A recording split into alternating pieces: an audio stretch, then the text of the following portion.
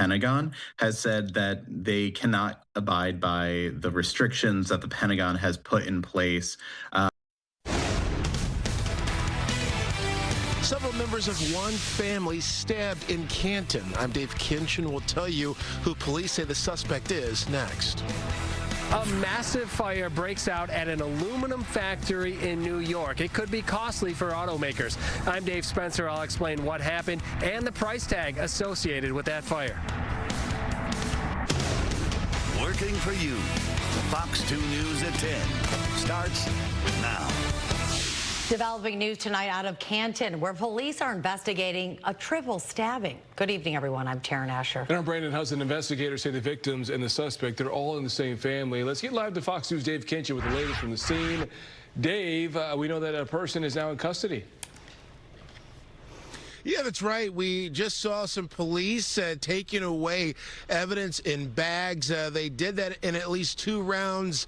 This is the scene behind me. We'll go to some video and fill in the details as much as we know them at this hour. Now, this is all on the 3700 block of Park Lawn Drive in Canton Township in a subdivision right off Getty's Road. It all happened around 3:40 this afternoon. Canton police say they rushed to the home along with the fire department to find 3 people stabbed. One of them was found a few doors down in or near a street. Neighbors say they saw 2 women and a man suffering from stab wounds, and that one of the victims may have been stabbed in the upper chest or arm area. Now, cops say the suspect is a family member and was quickly taken into custody. We're told that the victims were rushed to the hospital. We don't know their conditions just yet. We don't know how they're doing at this time. We're working to get more information. Right now, the police department did put out a release a few hours ago. As we said, they are still investigating. Now, neighbors have told us that in the last couple of years or so, police have been called to this house at least 3 times, according to one neighbor. In fact, just recently, a few days ago, we're told by another neighbor, or maybe a week or so ago, we're told one neighbor saw and heard at least 2 people from that household screaming and arguing out in the street as well. So there does appear to be a history of some sort of domestic concern, domestic activity taking place at this house. Now, the Canton, it's interesting because the Canton Police Department literally put, after they posted the press release for all of this, the previous post was one discussing Domestic Violence Awareness Month. They've been dealing with that along with many other law enforcement agencies, an increase in calls to homes because of domestic violence or that type of concern, that type of worry. Again, what we know right now, 3 people stabbed, all members of a family, the suspect a member of that family as well. We don't know how those victims are doing at this hour. We're working our sources to find out the latest, but police are stressing that there is no threat to the public because they have made an arrest in this case as they continue to investigate. For now, we're live in Canton. Dave Kinchin, Fox 2 News. Well, when you talk about a family, Dave, do we know if this was a child or a parent, and maybe even what sparked it? This something obviously happened inside the house. Yeah, these are, as we understand it now, these are all adults. Again, 2 women and 1 man. Those are the victims, according to what witnesses, who witnesses saw suffering from stab wounds. Police say that it's all part of one family. The suspect is an adult male in custody. We're hearing there could have been a child that might have seen this take place horrifically. That's according to one neighbor, but that's not confirmed. That's just what a neighbor had seen. But yeah, still a lot of questions that we're trying to answer at this time. Well, hopefully some more details will come to light tomorrow. But thanks for that update. In the meantime, Dave. Well, deadly custody dispute, and tonight this 22-year-old Ohio woman is now facing charges in her own mother's murder. Police say 45-year-old Ada Mae Simmons Jones was shot several times at a home near 13 Mile and Southfield Road earlier this month. Body cam video shows the moment officers arrested her daughter, Riley Donaldson, who they say took off and drove to the Toledo area. Investigators say that she left behind her purse and then plenty of evidence, including security video that helped track her down. When she's arrested, she refers to herself, when the officers asked her name, refers to herself as God. Also, when our detectives brought her to the station, and began to interview or attempt to interview her, she immediately asked for a lawyer. So she's very conscious of the legal system. She's very conscious of calling herself God, because you all know when individuals do that declaration, they're letting us know that they decide who lives and who dies. Police believe the shooting stemmed from a custody dispute between Donaldson and her mother, who had custody of the woman's 3-year-old child. Donaldson is now charged with first-degree murder and felony firearm. Tonight, she's behind bars, held without bond. Disturbing new details coming to light about a former nurse accused of assaulting sexually patients at Sinai Grace Hospital. Wilfredo Barrios is facing multiple civil lawsuits as accusations just pile up. He's also charged with multiple counts of assault in a couple different cases. So far, 2 new survivors have stepped forward alleging they too were assaulted in the care of Barrios. One victim claims he gave her an unnecessary pap smear, drugged her, and assaulted her back in July. The worst thing here is the amount of evidence showing him to have been a known predator. The amount of evidence that could have been discerned through a background check, the amount of evidence that could have been discerned by looking at this guy's social media, the amount of evidence that could have been discerned by talking to a former employer. Barrios is also accused of assaulting a female patient multiple times over the summer and assaulting a woman in a porta potty in Detroit. The newest civil lawsuit is asking for $150 million. It has been nearly a month since a massive fire broke out at a factory in New York, and that factory makes automotive-grade aluminum for automakers all across the country. One of its biggest clients is Ford. Fox News' Dave Spencer is live in Dearborn with more on the potential effects of this fire. It's crazy to think that something that happened hundreds of miles away has a big impact here.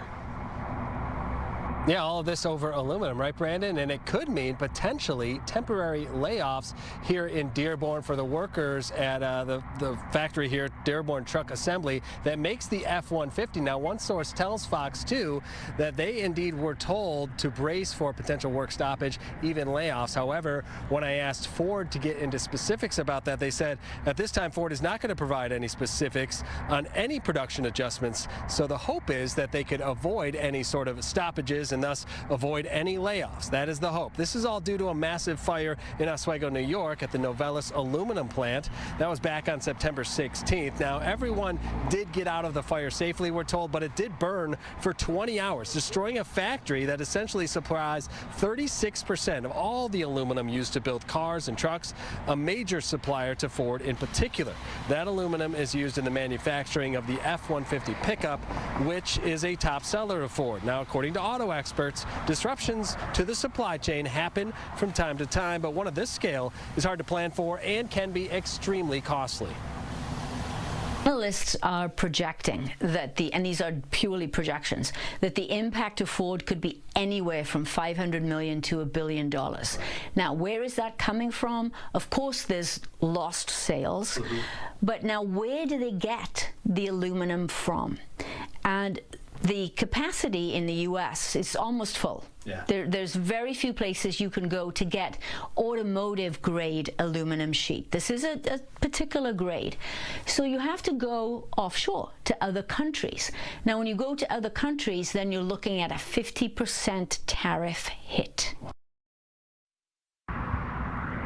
A spokesperson with Ford issued the following statement. Novelis is one of several aluminum suppliers of Ford. Since the fire nearly 3 weeks ago, Ford has been working closely with Novelis, and a full team is dedicated to addressing the situation and exploring all possible alternatives to minimize any potential disruptions, end quote. As for when that factory in New York will reopen, we're told it could be months from now. We're talking about the first quarter of 2026 by some auto experts estimate. So that's a long time between now and then to go without the top supplier of aluminum. And of course, all of this is not just affecting Ford. So coming up on The Edge, we'll explore some of the ripple effects this is happening. For now, live in Dearborn, Dave Spencer, Fox 2 News.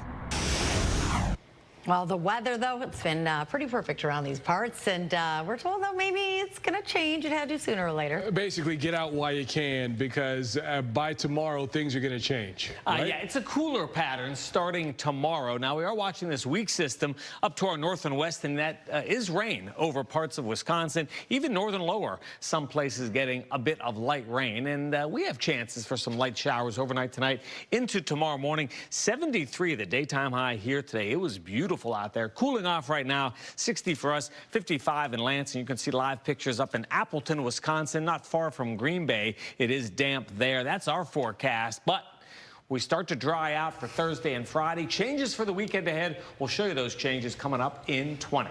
Brandon, Taryn. A Macomb County contractor has been ordered to pay one of his customers back $17,000. He pled guilty to taking that money under false pretenses. It all started with Rob Wolchek's Hall of Shame. Rob is here now. Rob, where are we now? Well, it's pretty shocking, but this guy's not really taking responsibility. From the get-go, he displayed deception.